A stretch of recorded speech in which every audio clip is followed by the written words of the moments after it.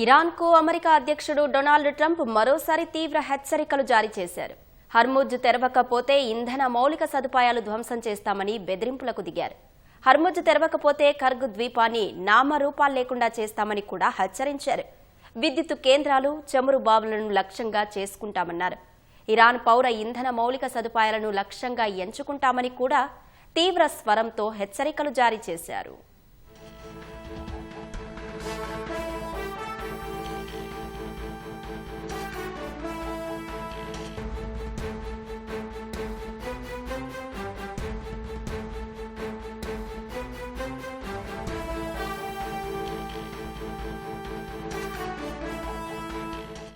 ఇరాన్కు America అధ్యక్షుడు Donald Trump మరోసారి తీవ్ర హెచ్చరికలు జారీ చేశారు.